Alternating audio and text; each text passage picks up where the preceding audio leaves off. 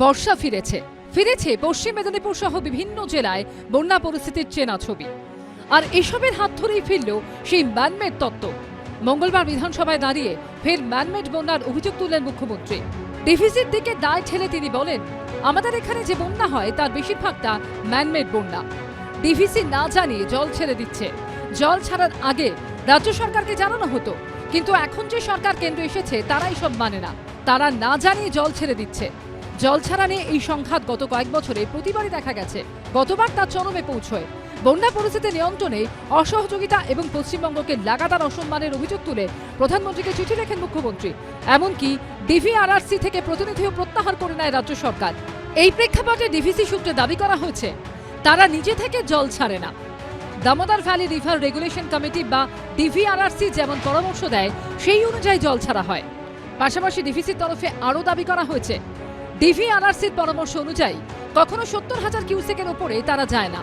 আর পশ্চিমবঙ্গ বলে তাদের জল ধারণ ক্ষমতা 1,30,000 কিউসেক। তাহলে ডিভিসি কি করে দায়ী হয়? একজন সরকারি অফিসারকে একটি বিশেষ দায়িত্বে তাকে পোস্টিং দেওয়া হয়েছে, তিনি সেখান থেকে সরে যাবেন? কার ঘাড়ে কটা মাথা আছে? পরিকল্পিতভাবে তাকে তুলে নিয়ে আসা হয়েছে, পুরো দায়টাকে ডিভিসির ঘাড়ে চাপাবার করে। ডিভিসি কিন্তু একটা সীমার পরে জল ছাড়তে হবে। ডিভিসি তো ওখানে খেলা করার জন্য বসে নেই। তারপরে যদি জলটা না ছাড়ে গোটা ডিভিসির বাঁধটা যখন ভেঙে যাবে তখন পশ্চিমবঙ্গের কি অবস্থা হবে? ডিভিসি রক্ষণাবেক্ষণ নিয়ে এদিন বিধানসভায় অভিযোগ তুলে মুখ্যমন্ত্রী বলেন, ডিভিসির জলাধারগুলোতে দীর্ঘদিন ড্রেজিং হয় না। পলি না তোলায় মাটি জমছে, নাব্যতা কমছে, জল ধারণ ক্ষমতা কমে যাচ্ছে। ক্ষমতার বাইরে জল জমলেই তা ছেড়ে দেয়া হচ্ছে। আর প্রতি বছর রাজ্যের বিভিন্ন জেলা জলে ভাসছে। মুখ্যমন্ত্রী খাল সংস্কার করতে, নদী সংস্কার করতে ব্যর্থ হয়েছেন। তার সোনার টুকরো ছেলেদের চূড়ান্ত দুর্নীতি এবং প্রকৃতির বিরুদ্ধে যুদ্ধ ঘোষণা আজকে এই অবস্থার জন্য দায়ী। আমরা 1 মাস আগে থেকে বলছি, আবার ডুবতে চলেছে পশ্চিমবঙ্গ। প্রতি বছরে এই অবস্থা থেকে ব্যবস্থার বাইরে বেরিয়ে আসার জন্য এই সরকার কোনো সুনির্দিষ্ট পদক্ষেপ নিতে পারেনি। কেন্দ্রীয় সরকারের পাশ করা the water prevention and control of pollution amendment act 2024 Paschimbanga গ্রহণ করবে কিনা তা নিয়ে এদিন বিধানসভায় আলোচনা হয়।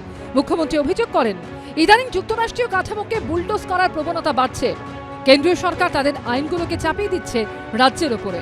কেন্দ্রীয় সরকার দূষণ নিয়ে নির্দেশিকা দিতেই পারে, কিন্তু রুল ফ্রেম করার অধিকার রাজ্য সরকারের রয়েছে। তৃণমূল কংগ্রেস পরিবেশের বিরুদ্ধে যুদ্ধ ঘোষণা করেছে। পশ্চিমবঙ্গে দুটো সাইড আছে রামসার ট্যাগ, একটা সুন্দরবন, দ্বিতীয়টা east Calcutta wetland. East Calcutta ওয়েটল্যান্ডের মধ্যে অজস্র বেআইনি বাড়ি নির্মাণ হয়ে গেছে। সমস্ত জায়গায় তৃণমূল কংগ্রেসের জন্য জলস্তর নামছে। তো তৃণমূল কংগ্রেস তো এসব নিয়ে কোনো চিন্তিত নয়। তৃণমূল কংগ্রেসের লুটের মধ্যে বাধা পেলেই তৃণমূল কংগ্রেস বলবে যে কেন্দ্রের যন্ত্রণা। পরিবেশকে ধ্বংস করার কাজ তৃণমূল কংগ্রেসের।